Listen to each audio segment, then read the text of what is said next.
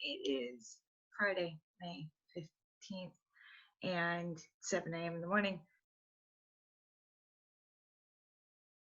today. I mean, I can't lie. There's a recording timestamp on this guy. So, welcome to the show, right?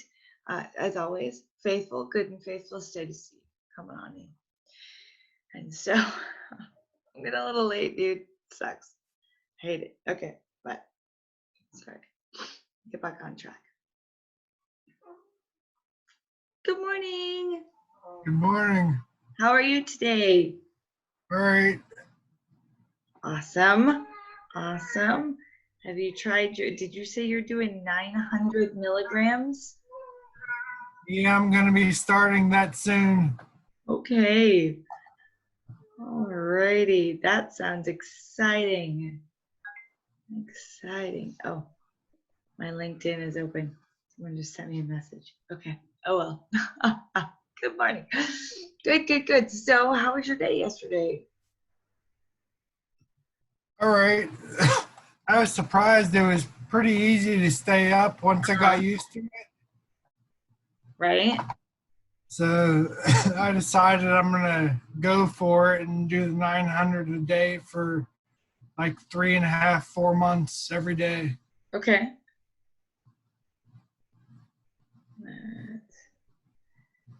All right. We're going to tweet it. Tweets always come fast. Okay.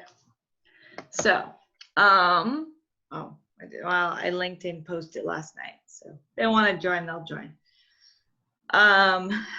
So yesterday I worked my census job, right? And so yesterday, the job requires that you canvass the block that they give you, and then you go to each of the houses and you deliver a survey. And so part of canvassing the block is canvassing all of the features, so like railways or water bodies, creeks, power lines, even utility lines. Well, in Alaska, we have a lot of those things, and so in the place that I'm canvassing, Brownie, there's no boyfriend around here, dude. My cat's back in heat. She had like a period of waiting, and then she's back in. I heard her yesterday. Yeah, good time. She's looking around for a boyfriend. So, what was I saying? Paste. Okay, so yesterday I had to,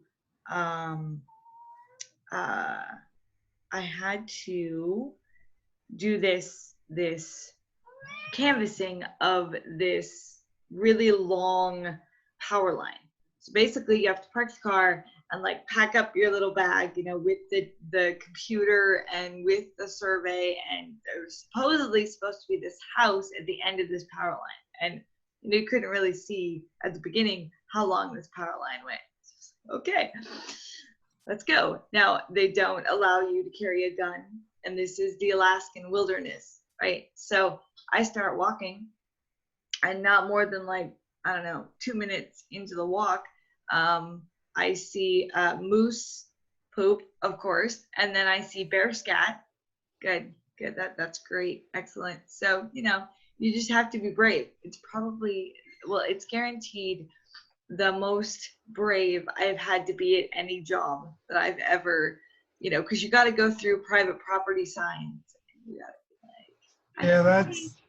And you got to be like, well, I'm here on official government business. I'm not here to and then yesterday, I think it was my last house. Yeah, it was my last house.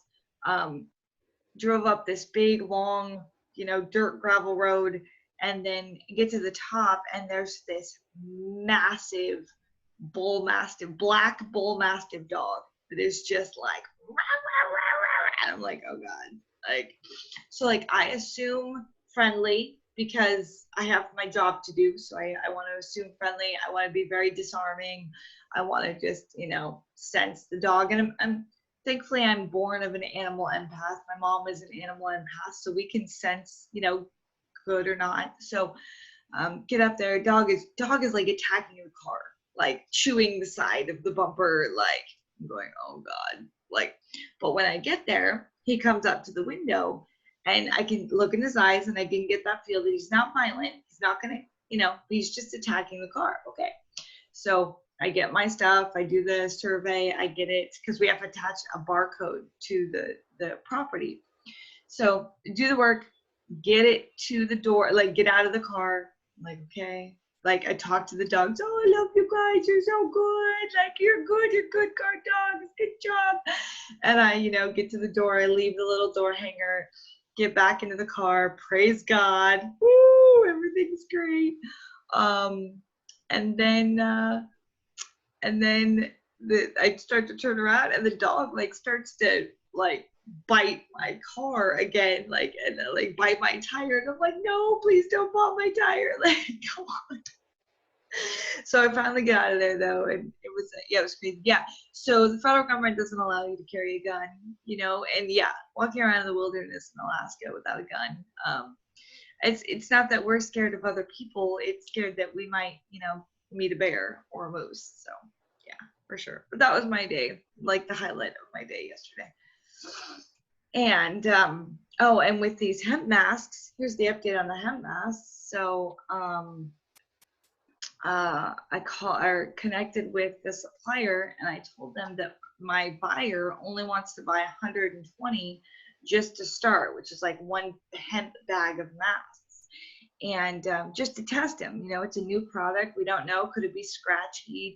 How does it feel? Is it comfortable? It makes sense, right? Wanting to buy a smaller amount. Well, this individual tells me, well, this minimum order is 1,200 masks. I'm like, I don't think my buyer is going to go for that, to be honest, because it's a brand new product with no testimonials, no like proof that it's, no reputation behind it, and it's the cheapest on the market, which always makes people curious about its quality, right? So I want to believe it's a good product, but I'm not. I don't want to be that trusting at this point in the world. So so we'll see. I do have an email in my LinkedIn box this morning from them, but I've not checked it. So we'll see how that goes. But that's the.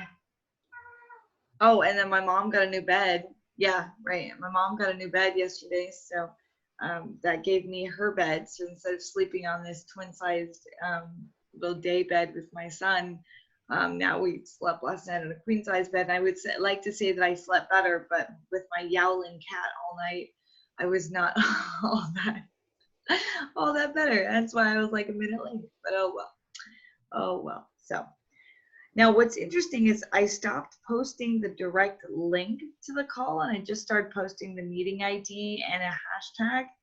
And maybe that's why like they don't come running in like before. Or maybe word got out that I'm not interested in their crazy, I don't know, ways they do things. Awesome. All right. Wait, I didn't post on LinkedIn. Let's post on LinkedIn. Oh wait, maybe I did. Yes, I did. Hold on, I'm gonna double post that. Yeah, I don't want to double post that. So I was thinking a great topic. Ooh, that sucks. I gotta go to work today. I gotta work at Subway today. It's Friday. Work at Subway on Fridays. Subway was the first job that I had out of my like chronic illness, sickness period of 2.5 years. I had gone to a service at church, and the word had been that God wants to bless you. He wants to bless you, but he has to know that he can trust you with what he blesses you with, because you're a steward of everything that he gives you. And so like I felt convicted that my car at that time, because I was living in my car, that my car was really messy. I was like, okay, I need to steward my car better, like steward my living space better. So so I woke up the next morning and I asked the Lord, where do you want me to go to clean out my car? and he told me to go to this specific gas station, this Tesoro. Okay. In obedience, I go there. I park on the far side of the building. I spent about an hour and a half like cleaning out my car, getting it all. It was really bad. Getting all the trash out, getting everything in the garbage can, and then I pull around to the vacuum cleaner and want to vacuum out the car. Well, it's oh nice, good, yeah, get some fresh air, dude. Get some fresh air. And anyway, so I pull out and I get to the vacuum cleaner, and the vacuum cleaner only had, it's like $2 to start the vacuum cleaner, and I had $1.50. It's like, oh, okay, well, guess I'm not vacuuming. So when I came to pull back around, because I had to sort through some paperwork, the parking spots on the side of the building were all gone. So I had to come to the front of the building, and I parked right in front of the Subway, and the Subway sign that said, now hiring great people. And I was like, well, I'm a great person. Maybe I should apply. And then I heard that little small, still voice said, you should apply. And then my pride said, I don't want to work in fast food. I don't want to do, I have an MBA. I don't want to do that. And now I've been unemployed for like 2.5 years. So like I was really in a place of like pride. And yet I was very much in a place of desperation. And so then the next thing I heard was the small, still voice became very stern. And the Lord said, you need to apply. Okay, fine, I'll apply. So I sorted through my paperwork, and then I went down to Starbucks and used my computer and applied. And within a week, I was working. So praise God. And I have loved that job because I have worked with 16-year-olds and has taught me so much perspective about what they go through. I have worked with, a variety of different people. And of course, the customer service aspect is great. I love serving people. But, it's 10.25 an hour, 10.75 an hour. So it's doesn't pay all that well. And, I don't even get 40 hours a week. I get right now I get 8 hours a week. So, but it's a job, praise God. And so now I'm working, Subway and the census, and that still doesn't amount to much per week. But it's a job. And so I'm grateful for it for sure. But today I wanted to talk about healthcare. And so since we don't have anyone, visiting us today, which is okay, I'm learning my lesson about needing to post the links so it's easier for them to show up. You experienced, you said 12 years of battling the healthcare system with your condition. And that was that all there in Pennsylvania? Yes. Yeah, okay. And did you find it, I mean, can you describe kind of that experience for you? Not good. Not good, right? Yeah. Did you find it difficult to articulate your symptoms in a way that the doctors could understand? Yes. Yeah, me too. I found that because I had no training in anatomy or physiology or, that medical science, that I couldn't really describe what was going on in my body in a way that they just kind of glazed over, like looked okay. And it felt like they were pinning the tail on the donkey. It was just like, okay, well, let's try this. Let's try that. And so the whole Hemp for Healthcare concept came from, I believe that you should be able to go in and the first thing that happens before maybe you even see a doctor is you sit down with like a nurse practitioner or even a medical assistant, and they get you scheduled and get you set up for head to toe body imaging, all blood tests, all diagnostic testing that's possible for the human body. And then you walk into the doctor, and then the doctor has like okay, we've got this, this, and this, and this. Now let's talk about like your food. Let's talk about your past. Let's talk about, you know, your genetic history. Like that seems like that would be better way to practice medicine and more efficient, right? More effective. But instead we have this really messed up system where you have to go in and like you try to explain exactly it's money. But why is it money? It shouldn't be like, so for example, when I was in my car accident, right? I go and about 2 weeks after the car accident, my neck is like not starting not feel good. So call up the car insurance. They said, okay, well, because the car accident was your fault because my car lost control on the highway and I had to somehow get it stopped. So I slammed it into a guardrail. Okay, because it was my fault. They only gave me $10,000 to fix the problem. Okay, well, $10,000 doesn't go very far. Like my first thought was, gosh, I hope I don't need surgery because that's not going to go very far. So I go to my doctor and doctor visit was like, I don't know, 200, $300, something like that. Then for what, 15 minutes of time, really? Then she ordered a MRI and the MRI was $3,800 of my budget.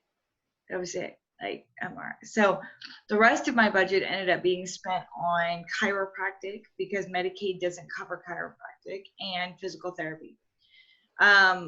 Because of my sickness, I wasn't able to maintain like a steady whatever treatment. And then I ran out of money. And so I've been on Medicaid for, oh my gosh, a long time now, 3-4 years, well, 6 years, I guess, because my son, when my son was born, we started being on Medicaid. So, so I experienced the Medicaid thing, well, where, hey, your insurance is paid for. So, or rather your healthcare is paid for. So, but it's still based on what a bunch of people in an office think that they should pay for. So I've had to battle for more testing. I've had to battle and advocate for, you know, getting attention, and I just feel like that's wrong. I feel like the medicine aspect of it needs to be in the hands of doctors and not in the hands of bureaucrats or in the hands of politicians or in the hands of insurance companies or anything of that, because you're right, they're thinking about money.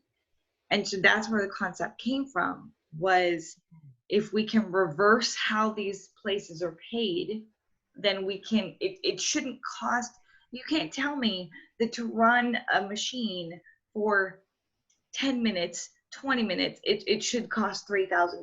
I'm sorry, that's just ridiculous. It doesn't cost that. And so but you've got all these separate companies that are now imaging companies, and they got to pay their people and they got to pay their doctors exorbitant amounts of money because that's how they do things. I'm sorry. No. It's not, it's people over profits, not profits over people. Or it should be, but it's opposite right now. So you experience that too, right? With your journey? Yeah. Yes, absolutely. Every single thing has been a fight. Yeah. I'd go in and with a problem, an obvious problem, and I would still have to fight for the test that the doctor agreed I should get. Yes. But, Yep. And so I went in just last week to see my doctor, because right now from the base of my ear all through here, it is sharp, tingling, hot, searing, numbing pain. If I turn my head like this, within 30 seconds, it starts to all go numb. So like constantly I'm having to like shift things and like repop things. So my whole neck is messed up, right? But now it's into my shoulder and it's problematic. So I go to the doctor and I told her about it, and she said, well, I don't think Medicaid is going to approve more imaging because, you know, I just don't think. Okay, well, you don't think what? like, we need updated imagery. It's been at least a year. So, so I called the neurosurgeon, and the neurosurgeon says, yeah, we need updated imagery. We can't, do a proper surgery on a place we don't know what it looks like. That makes sense to me. And considering I've had so much physical change over the past year, even being 9 months sober and not having any THC in my body, it really has changed, so much. Like, so it's it's crazy. Like, the doctors go, okay, this is what I believe my patient needs, and then these insurance companies go, oh wait, that costs too much money, so we're not going to do it. And the reason, back in July of last year, I went to go see this this neurosurgeon, and she had said, okay, well, she's got MRI imaging that shows these perennial cysts all up and down my spine.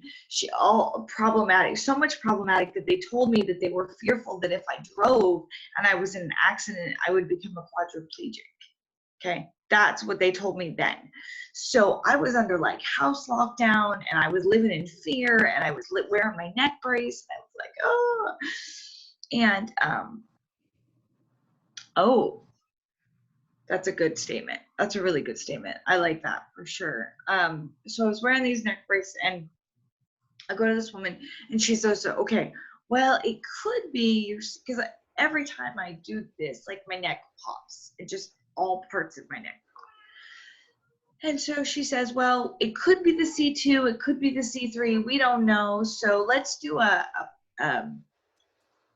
pain block, like a shot, an epidural shot. And if that works, even for 24 hours, then we'll go ahead and do the surgery. And I'm like, okay, wait, so you want me to go back and pad the pockets of the pain doctor in order to do that when I've told you what's wrong? You've got imagery that there's problems. You want additional, like, you want to pump my body full of more chemicals that I don't want because I prefer plant-based medicine. And the doctor that I spoke with last week, she was like, well, sometimes you have to take some, it's not a big thing, and we just have to do a little thing to adhere to how they practice medicine, how the insurance companies practice medicine, right? So to prove that you really do need the surgery, really, like, it should not require a pain injection. It should require a doctor that can read an MRI and go, whoa, that needs fixing, and yes, I can do that, right? I don't know. I'm not a doctor, right? But come on. Have we trained our doctors to believe that we have to pump our people full of chemicals before we can fix them? I don't know. And I know there's so much artificial intelligence out there that can like 3D map the spine and the neck and all of this area, and like even be the one to do the surgery. Like, you don't even need the doctor anymore. Like, for me, especially with multiple sclerosis, I heard they're working on mapping the nervous system so that they will be able to trace back to my brain the MRIs where the lesions are, what's causing what. Right. I don't know how far along they are. Yeah. I love, I did my first MRI when I had my first breakdown in August of 2016. Yeah. So, I went off Xanax, cold turkey. Bad idea. Okay. Bad idea. I lost my mind in a weekend, and ended up in severe depression. I ended up in 3 days of Alaska Psychiatric Institute. And I woke up there, and that first morning, and I wrote in my little, they give you a little composition journal. And I wrote in it, if you can have compassion for these people in your darkest hour, you will be saved. Now, I didn't know Jesus at that time. But I lost my mind that first time. And so my my husband ended up taking me after I'd asked for a divorce, like after I was just like, oh, I was so sick. He finally had compassion on me and took me to the doctor. Now, mind you, I'd asked for a divorce. I'd slept with another man all on a weekend that he was gone hunting. Okay, so I was just in a bad space. And he took me to the hospital and they did a brain scan and they found like some white lesions, right? White material on my brain. And so I had gone through the testing for MS where they do the whole like poking your arms and like do this, you know, put a little thing on your head and get some brain scan testing. So I gone through that, and with a definitive response from the Alaska Brain Center, you don't have MS. Like, okay, so no, I didn't, not necessarily waste, but I went through all of that process, which was long and arduous and lots of different appointments to find out, okay, it's not MS. So there's the first, you know, tail off the donkey. That's not the one. And yet it was not, none of my process was comprehensive. Like none of it was like, hey, what's in your genes? What's like the first conversations need to be, you know, how did you grow up? What does your family struggle with? Depression, like anxiety? What's your, you know? So MRIs are the only way to diagnose MS. Okay, because they can see the lesions, right? Yep. Right. Okay. And the lesions could be previous brain damage from, you know, hitting your head or something. Yeah. But if they do, within a year, they should be able to tell if it's MS. I hear that lesions are also created from trauma. Like if you've had very traumatic experiences in your life, that sometimes lesions can be created. I've also seen lesions get miraculously healed by the power of God. So, you know, it's a strange thing. And thank you for sharing about MS, because I'm not very familiar, you know, with that disease itself. But I find sometimes that our diseases are kind of wrapped up within each other. You know, like you have a person that's got diabetes and heart disease and this and that. You know, you've got somebody with Crohn's who's also got anxiety or depression. So you often get like these kind of listings of diseases, of illnesses. And that's where the soul-based medicine comes from, is it all starts from the inside. And then it manifests to the mind, then it manifests to the body.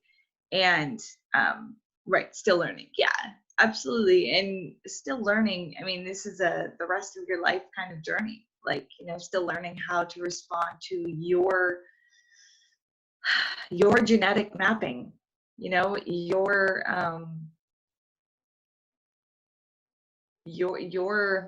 lot in life, I guess is the way to put it. Because I have my lot in life with my own diseases and my own challenges and my own whatevers, and then you got yours. And yet the healthcare system, I think, you know, we had the gentleman come in the other day about Russia having the like socialized medicine. And I saw in a LinkedIn post, I think I shared it, about the Spanish flu and how the Spanish flu spurred the world to start having socialized medicine. America, of course, being the last, because we're so damn far behind in many things. The more I look at the world, the more I look at education systems around the world and advancements around the world, I'm going, come on, America, like catch up, guys, come on. You know, we may have this great economy of capitalism and ideas and things like that, but we have not treated our people well at all. And so Russia actually had the first socialized medicine, and then many European countries followed after Russia, but Russia took the lead on that. And so I'm appreciative to Russia for that. I'm very interested to see if this deal with the Russian individuals comes to pass, because you know, I do know that there's kind of this mindset with Putin and with others that Alaska needs to be taken back or controlled, and I'm like, nah. damn it, stop trying to control, like let go. And so we'll see how that all goes through, because I'm not like the only people I submit to, I guess, or person, I guess, is God. I submit first to God, I suppose, then country. But I don't know, we'll see. Healthcare, though, here in Alaska, we've got Native Health. It's the Native Health Consortium. So all of our Native tribes, if you're Native or have any type of Native blood in you, you can go to these kind of centralized locations that provide, medicine and healthcare needs. However, they're still federally funded, so they still fall under kind of what the feds are willing to admit as healthcare, and yet they're a model for what we aspire to, being, healthcare for all. So they do have a little bit of spirituality in them, in how they speak, and how they treat. But I'm not sure. I'm still reaching out to try to get there. I'm a white girl. I gotta admit it. Like I don't have any Native in me, and so there's like sometimes I feel like there's a barrier for people who have a different cultural background than me. It shouldn't. We all bleed red, but there's that deep racism that's kind of runs rampant. They choose their words well. Yeah, absolutely. And they're an old culture, and they're honorable. They really believe in honor and integrity, and yet we have come to them and we've brought them horrible substances like alcohol, and it destroyed all Native Americans, Native Alaskans, like we as white people get to be blamed for that one, because they didn't have that prior to our visit, and yet it has just destroyed their some of their people. I have a friend of mine who she's a young girl, like 21, and alcohol has just been her drug of choice for many years, and through the process she's been raped like several times. She's been she's been just gone through abusive relationships, and she's made horrible choices, and yet she believes in the Lord and she believes in Jesus, and every time she starts going after the Lord, things start to get better, but she cannot kill the demon of alcoholism. And so she'll just go right back to it, like a dog to its vomit. She'll go. And Moab, is that a tribe? Moab? Yeah, in Utah. Okay, cool. Oh, good. Hey, Michael will come in for a few minutes. Probably only 10, but here we are. And so, I believe that I have some Cherokee in me, but I'm not sure. Maybe like an 8th of Cherokee, maybe less, 16 something. Hi, Michael. Hey, look at you. You look fancy. Hi, nice. Good to see you. Good morning. We were discussing healthcare. Steve and I both have been challenged with the healthcare systems in our states listening to us and having a hard time articulating our symptoms in a way that they believe them. And so we were discussing things like having all diagnostic testing done before you go see the doctor. So like scanned head to toe, blood test, everything before you go see a doctor, so that they could make really wise decisions, with your healthcare. And then we were discussing here in Alaska, the Native Health Consortium kind of has a similar model that Hemp for Healthcare is aspiring to, that allows free healthcare, for all Native residents. And then we discussed that we as white people are to blame for bringing alcohol and the destructions of what alcohol has done to the Native population. And then we were discussing, just as you were coming in, a friend of mine who is 21, and the poor girl, you know, she's been raped multiple times. Alcohol has really destroyed her. She's a believer in Jesus and the healing power of the Lord, but she often will go back to alcohol as her weakness, like a dog to its vomit. She just keeps going back. And so it's a hard addiction to break for many. Yeah, it's extremely hard. Yeah, it's extremely hard. Yeah, we definitely, you know, did this to the people. Mm-hmm. Sorry, I got a lot of background noise. But yeah, we did this. We did this to them. Yeah. And you know, just not allowing them to give themselves proper nutrition. I mean, we drove a lot of them off of, like, you know, great land to harvest and put them in some of the worst areas of our entire country, hoping they would die. So yeah, I think it's real important. And I think the alcoholism is directly related, like you said, to our colonization, but also, you know, it's, you know, it was like the treatment we gave them for all the pain we gave them. I mean, they're all in pain for so many reasons, and alcohol was here. Here's the solution. Yeah. And it's kind of like the healthcare system. Like, I love how you're talking about being like preemptive and like trying to really figure out what root causes are. But like, our health system does not really go to solving root causes. It's there to, like, you know, mitigate problems after they happen. Yeah. Or, you know, potentially even cause other problems by dealing with symptoms and not dealing with solutions. So, you know, it's a tricky road, but I do think that they go hand in hand in the native tribes. And alcoholism, you know, in particular, any addiction, I don't really know the proof to it. You know, I mean, some research obviously has to be, you know, be conducted, but I do think that, you know, part of the problems is the problem with our endocannabinoid system and it not being built properly, causing the addictional behavior, because there's the body knows something's missing and it's searching for a fix. But then you also have generational curses too, right? You have parents who drink, and that's just how things are. So drinking becomes like a normally accepted behavior as part of, that's how life is, you know. And well, you become an alcoholic when you're born, you know, just from your parents drinking. Yeah.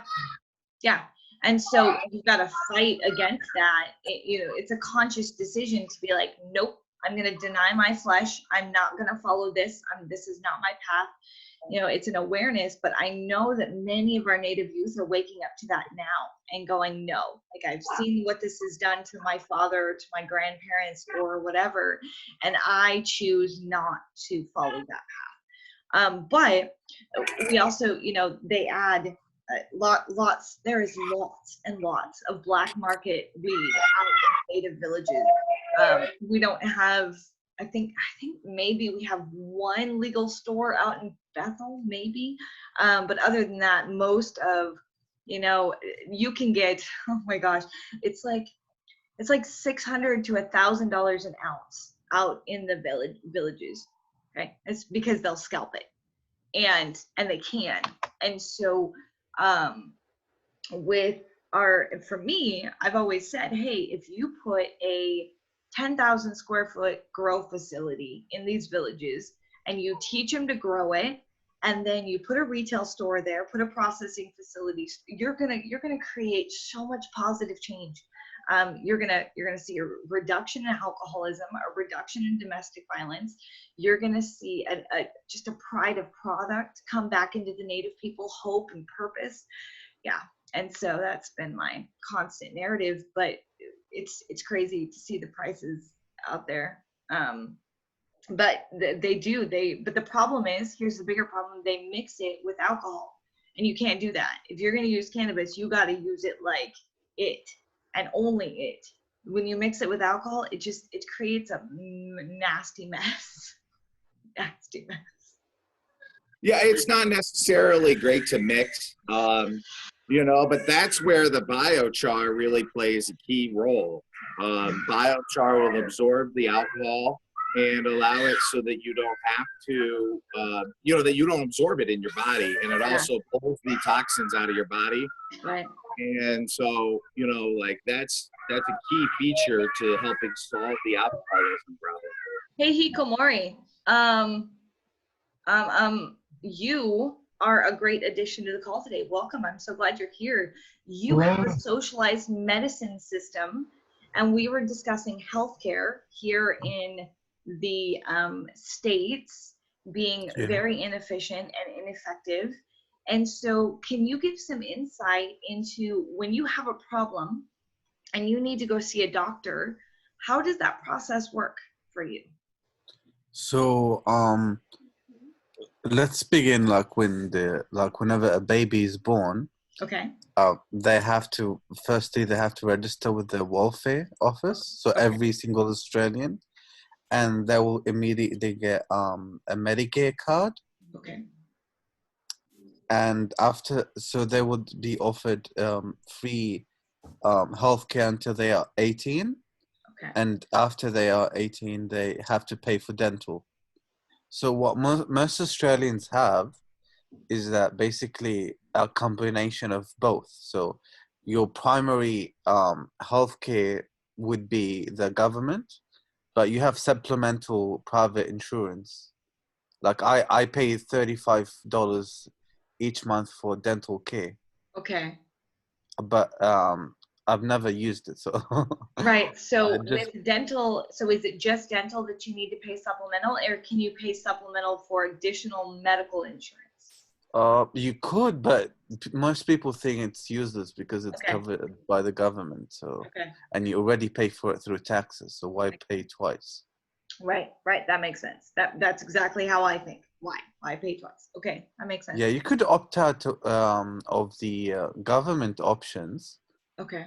Like when you're over 18 and stuff, but it would be way more expensive. But you're still on paying the private taxes, side. right? No, you could. You would get. You wouldn't have to pay the Medicare levy. Oh, okay. So you would, but the Medicare levy is like 3.5%. So it's nothing. Yeah, you're right. The private insurance companies, they're always way more expensive than the government. So okay, because they have like a profit motive. So and I'm not sure, like in countries like Germany, they have to register as charities basically. So there would be like they would have no stock, nothing to motivate them to make money. They just want to make money in order to continue. Right. So, Okay. yeah. So I'm not like now when it comes to how does Australia deal with cosmetic surgeries? Yeah, that's where the the priorities come. Okay. So I think it's called gastric streak or something, you know, the weight loss gastric bypass. Mm-hmm. Yeah. And people are complaining because it takes like the average wait time is like 1.5 years. Ooh.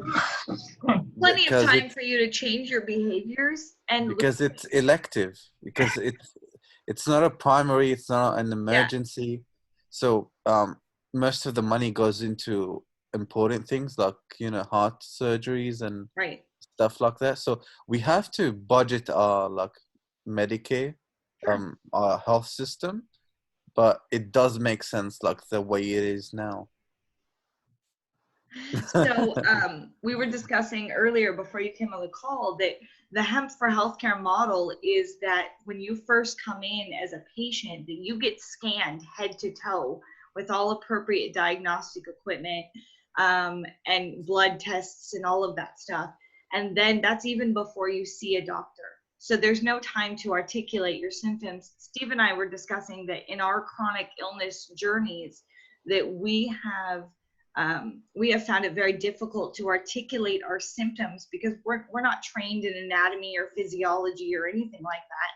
And so we feel like these doctors then just pin the tail on the donkey and just tried to like do this and that and let's try this test and that test. And it became very inefficient and probably very expensive and ineffective in the current system, because it cost my MRI alone was $3,800, and you can't tell me that for running 20 minutes of a piece of equipment it should cost $3,800. So we have to really change that mindset around like this diagnostic equipment costing so much. There's got to be a way maybe to bring it Yeah. in-house so that it doesn't cost so darn much in order to diagnose. And then you'd be able to practice medicine with a lot more information up front, instead of, again, pinning the tail on the donkey and putting heads together to try to figure out what this is, one symptom at a time, because that's all people can articulate is symptoms, right? They don't know what's going on inside their body unless we get diagnostic equipment. So that's one of the initiatives, for Hemp for Healthcare is. So do you mean like doctors, like they purposely trying to make money off diagnostics? Yeah. Yep. Oh, Absolutely. I've never thought of that, like when it comes to private healthcare. Yeah, we have imaging companies that specialize in just doing imaging. So you have to first go to your primary care doctor. Then your primary care doctor has to refer you to one of these imaging doctors, and you go there, and they have their own set of receptionists and their own doctors and their own radiologists. And so you go, and I sat in a machine for 20 minutes for my MRI and my x-rays. And then, the doctor gets paid $3,000, or the office gets paid $3,800 for this 20 minutes of time, which will then go to pay operations and overhead, salaries, and of course these doctors that make exorbitant amounts of money for, healthcare, for reading a piece of paper that says whether or not I have a problem. And Brownie, come here, baby, you're all right. So that's how our system works. These specialists that, you go to a kidney specialist for a 20-minute appointment, it's $500, and so all of it's very. Do you get rebates like in Australia if because some doctors are like they haven't opted into the system, into the public, like into the Medicare system. Okay. So you get a 50% rebate, like as a check at the end of the tax. The way it goes for us is you go in and either you have insurance or you're a cash payer. And so sometimes if you're a cash payer, they'll reduce how much you have to pay because you're paying cash, or they'll work with you. But insurance, I mean, there's oh my gosh, hundreds of insurance companies, big ones like Blue Shield, Blue Cross, or Blue Cross Blue Shield. Hi, Mark. Sigma, what was that? Hi, Mark. Okay, Sigma. Anyway, so big insurance companies, and then there's Medicaid and Medicare, right? Medicaid is for poor people. Medicare is for old people or disabled people. Okay, so that's and it's just separated. And do these insurance companies like have to register with each hospital? Like every single hospital? How it works is that the doctors will go to these companies and say, can I work with you to take your patients that have your insurance? So the insurance company, so it's like an opt-in option. Yeah. So some doctors will say, I don't want to work with Medicaid patients because it's too much paperwork, or it's too hard, or it's too much process. Or not enough money.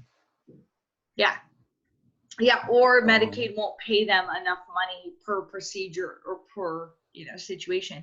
And so we're paid, like I want Hemp for Healthcare, I want my doctors to be paid a salary, to be paid, because some insurance companies will say to you, doctor, you can only have 15 minutes with this patient, and that's it. That's all I'm going to pay you for. So if you sit with them for 30 minutes or an hour for a diagnostic or whatever, sorry, that's on your own time. I'm only going to pay you for 15 minutes of time. So the insurance companies, again, really, really control how these doctors get paid. So how are doctors going to respond? Well, they're going to respond to who pays them, right? They're going to respond in their practice of medicine to who pays them. And that's why I want the people to pay them, because the people... Does the government set rates, like No, the government sets no rates. No. Oh, okay. No rates. Because there are like some pretty elitist doctors here in Australia. Yeah. Like we call them in the East Coast, like in Sydney and stuff. Yeah. And because they demand export like massive numbers, like massive money So they don't opt in into the government options, and but you could still, after you pay them, you could get what we call Medicare rebates after each tax year. Okay. So you just show how much you spent, and the government basically pays you 50%. Okay. Okay, Yeah, that's but great. That's great to know. You need like a bit of more regulations on like how these. Yeah. I don't know. Like it sounds so chaotic. Like when it comes is. to. Oh, it is. MBS. Absolutely. And many people get lost in the process because they give up and they just feel like, because Steve here was sharing that he's battled for 12 years getting doctors to understand that he had MS and getting a diagnosis and moving forward. And all the while, cannabis has been his best medicine as opposed to any pharmaceutical they could give. So for me, 3 years of battling with doctors regarding my own chronic illness and my own issues, they wouldn't recognize cannabis as medicine. So my issues got thrown out like, oh no, you're not important. We're not going to try to help you because I won't eat the pills. I won't eat the pharmaceuticals. It's just not me. I don't believe in synthetic medicine. I believe in natural medicine. So we got to change things. And the hemp for healthcare facilities will be plant-based medicine first with pharmaceuticals second.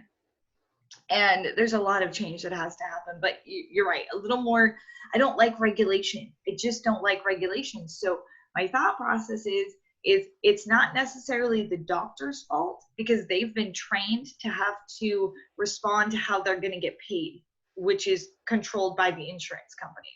So if the government they have to work within the system as well. Yeah.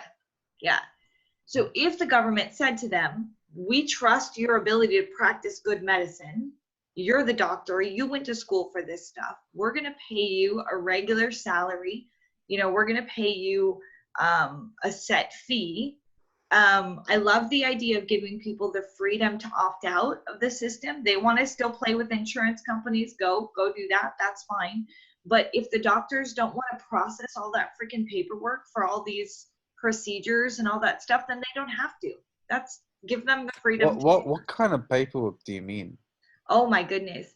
Every single transaction, I guess you can say healthcare transaction, or every appointment that someone comes in, they have to fill out, just your initial paperwork that you as a patient have to fill out is probably anywhere from 3 to 11 pages of stuff that you have to fill out.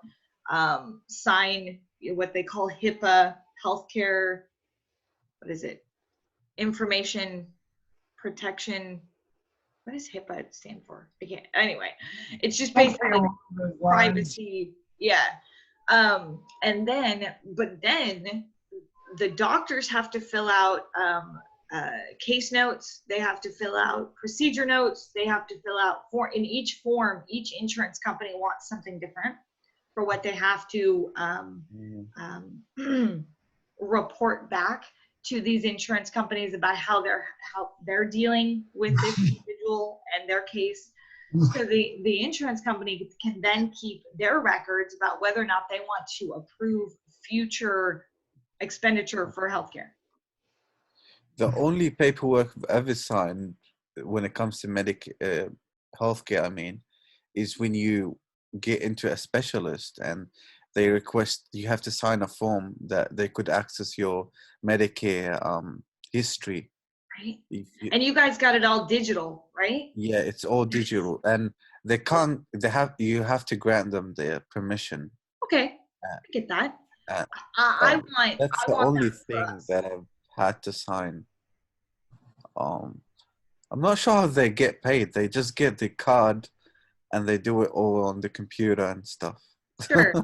We don't have that. We don't have, especially here in Alaska. I don't know how it's like in Pennsylvania, Steve, but here in Alaska, our doctors don't talk to each other. So if they want to get the records from another doctor, you got to fill out this big release of records. Then you got to fax it over. Then they got to fax it to them or possibly email it. But there's no centralized database. And that's what I want, is I want the people of Alaska to be able to go to any facility, any doctor's office, any facility anywhere in the state and have the same medical information put there. Even to the point that I'm willing to consider a microchipping of just your healthcare information. Right? So that if you're in an accident and the EMT rolls up on you, they can scan and determine if you're a diabetic or if you're allergic to morphine or, you know, whatever. They can determine these kinds of things. That, you know, of course that can be used for abuse. So there's a concern. So why not like a federal card? Because in Australia we have a green Medicare card. Okay. Which is like for citizens, and then we have the blue one for permanent residents, and we have like an orange one for people on temporary visas, I think. Okay. Yeah, and they have it. It has a chip inside it. I'm not sure if it has any information or. There you go. But that's fine too. Like, we don't need to microchip a human being. If we could find a card somewhere on them, you know, that would be fine too. But something that gives access to that information, because the thing I hate is going to a new doctor and having to fill out the same paperwork and the same information every time. Like, I forget. I'm like, did I have a surgery? When did I have a surgery? I don't remember what day it was. Yeah, it needs to be all in the same space. And so that's the plan. That's the plan. And then every time I go to an appointment, I have to correct what medicines I'm taking. Mm-hmm. And then the next time I come in, something happened. It didn't get entered in the computer, and I got to correct it the same thing again. My goodness. So, yeah. But you guys are, I mean, like you in the US are very critical of centralized power. I mean, how do you justify having a federal database of medical? I don't justify a federal. Actually, well, at the moment I don't justify a federal. I justify a central in the sense of your state, and your state control. So federal right now, the reason we don't trust federal is because what they try to do is our population is too diverse for mass policies that are supposed to apply to everybody. So you take a policy that you want to implement in California, you can't implement that in Alaska. For example, guns, right? Australia, you guys don't have guns, but let's talk about guns for a second. Yeah. Here in Alaska, we need guns. Okay, why? Because just yesterday, I was walking out in the wilderness working for the U.S. Census, and there's moose poop and bear poop, and it was pretty fresh. And so, you know, I got to protect myself, right? So it's not a thing about like self-defense or fear of, you know, other people, but just I got to protect myself from wilderness, right? But guns, it's a mental health situation here, okay? The gun itself sitting on a table will never kill someone, never. Okay, the weapon itself, no matter what it is, sitting on a table will never hurt another human being unless it takes a broken human being to pick it up and go, let me lash my pain out on someone else with that weapon, right? So it's there's a big difference there. There's, for example, I've seen guns with farmers here in Australia, but they're simple shotguns. Sure. Like they shoot five bullets. Yeah. With the whole, like, we got. But the thing is, with the US, is that they allow high magazine. Weapons that you could literally massacre 100 people. Oh, I know. Within 2 seconds. Yep. I am a survivor of a high school shooting that had a semi-automatic weapon 22 years ago. Okay. So Kip Kinkle comes into my high school I'm 18 years old. I'm sitting at the front cafeteria table with 17 of my closest friends. And we're right about to go into our first period of class. And he walks into the cafeteria and he opens fire.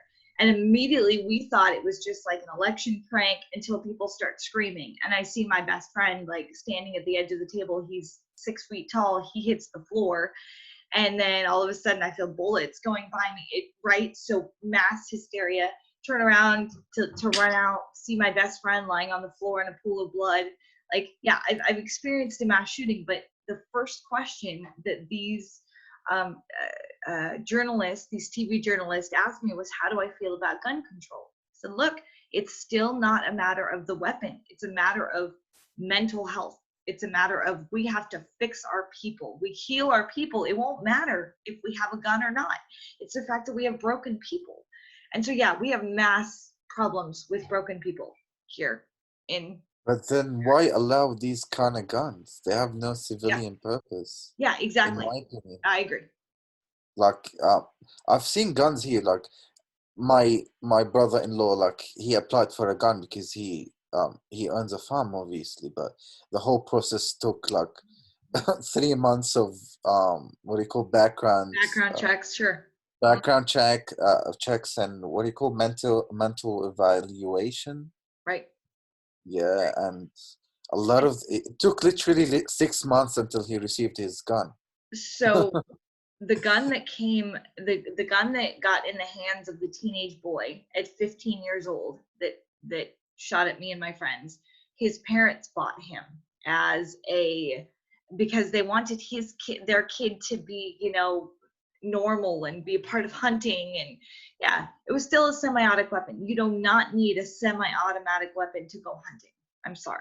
It's just, you don't. It has no purpose in civilian life. It's obviously you need a small gun, like a 5 magazine handgun, sure.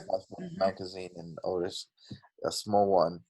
But I don't think these kind of weapons need to exist in like civil cases. Awakened society. You know what I mean. Yeah. Yeah.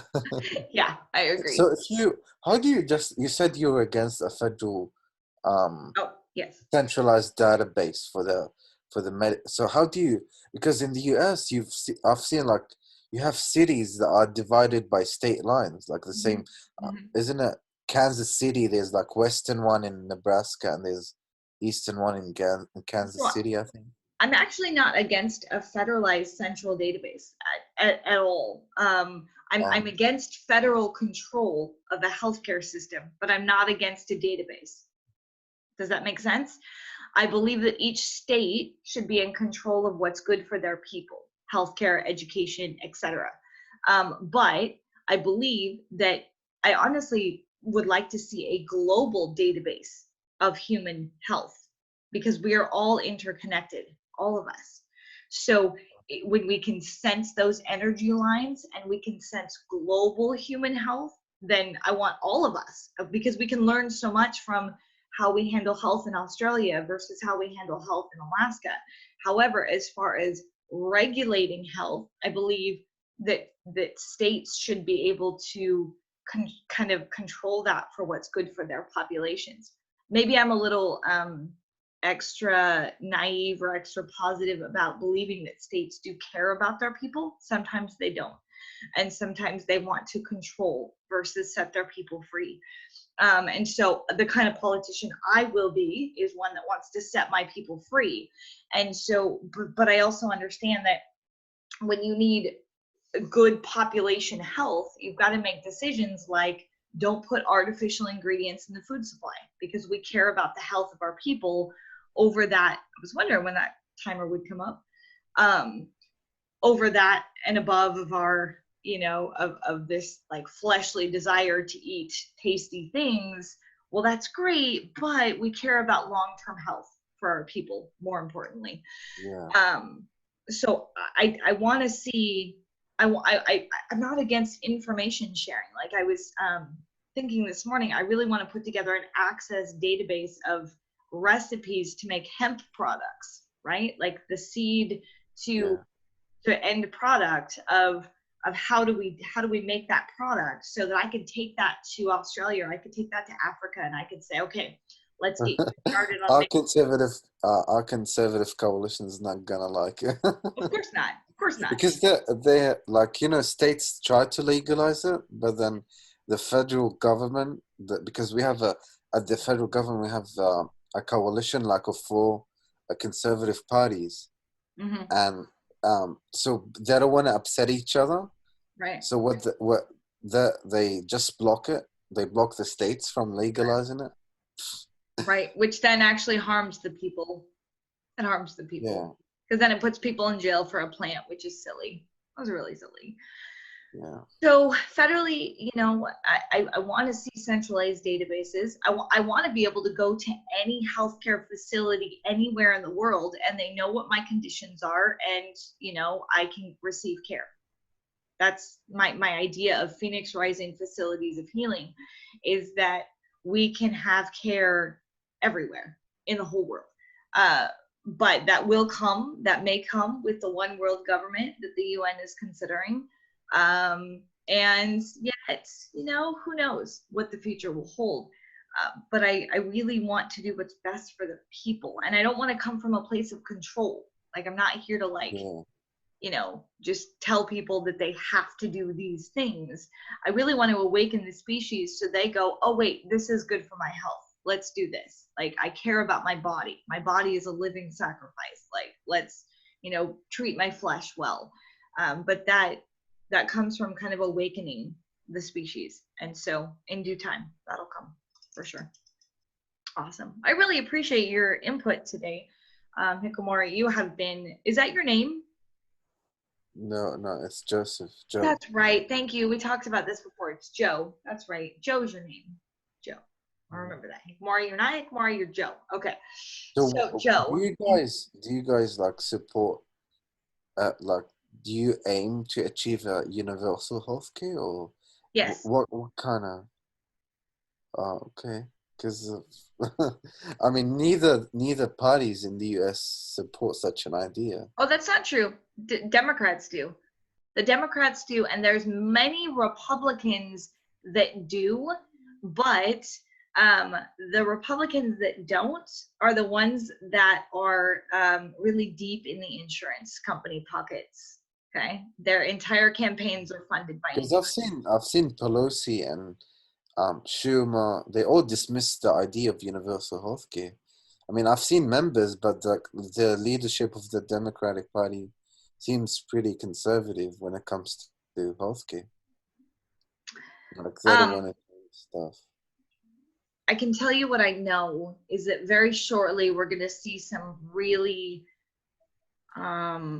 earth-shattering things come to pass about Nancy Pelosi and about Chuck Schumer and about much of the Democratic leadership trying to control the people.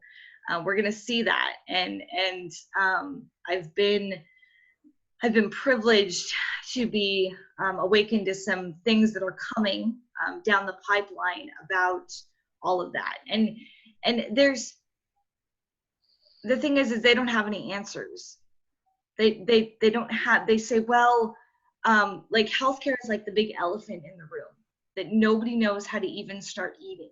You know, right? That eating an elephant. Don't eat an elephant. But this concept of actually caring for the people. You know, I saw Nancy Pelosi. She did this interview with I don't know, James Corden, I think it was, and it was during her shutdown, right, during her lockdown.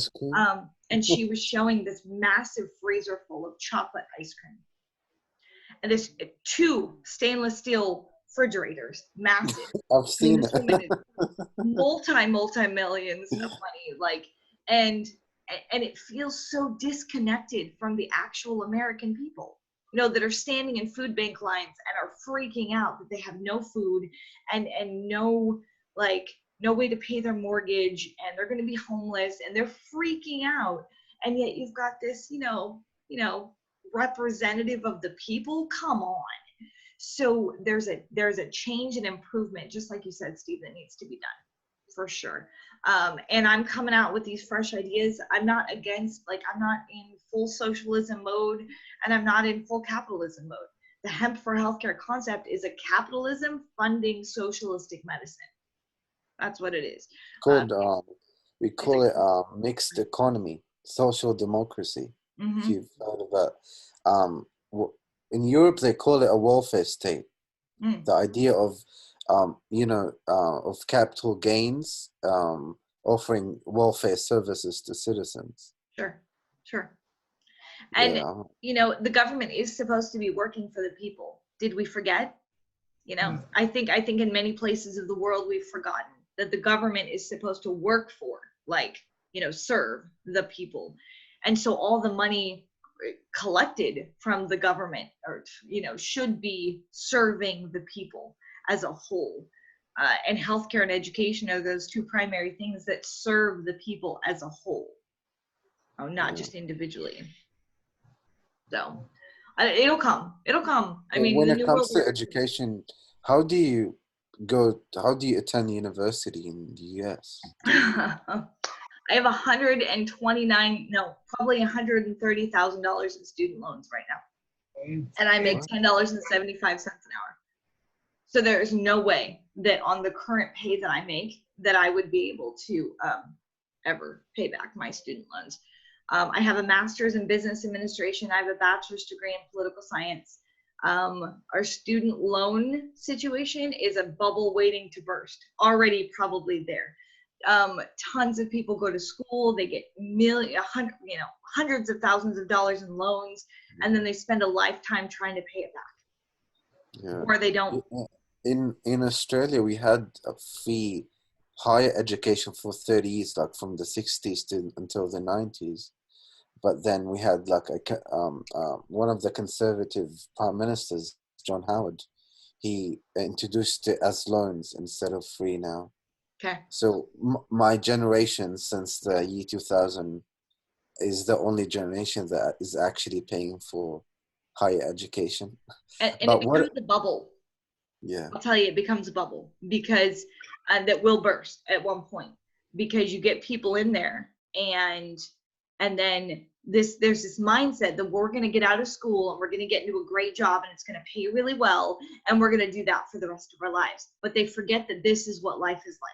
Okay. You run into financial difficulties. You run into challenges where you're not able to pay those back. Maybe you hit a chronic illness that just knocks you out and you're not able to work any longer.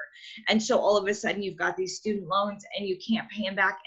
And now they will forgive them on disability, but you got to go through massive loopholes in order to be like disabled for life. Like you got to fill out tons of paperwork and go through tons of trials and appeals to get there. And then even then, maybe they'll be like, well, if you ever recover, then you got to pay those back. So yeah, they try kicking me off stuff every couple years. Man, frustrates me. They determine I'm permanently disabled, but every couple years they got to fight. Yeah, right. And that's challenging for sure. Plus, when it comes to like food stamps and stuff like that, if you make $1 too much over their arbitrary income limits, you'll lose all your funds, all of them. Okay, really, $1 is not going to buy you much food. So I can't afford to lose my food or my health care. So I'm not going to go get a job that's going to pay me well because I might make too much money and instantly lose all my benefits. Right? Doesn't make sense. Good chat today. We're going to be closing here in less than a minute. You're amazing. I'm going to go ahead and upload this one to YouTube because I think this was great conversation that the world needs to know. So Steve, you're amazing. You're beautiful. God bless you both. And we'll see you next time. Bye, friends. See ya.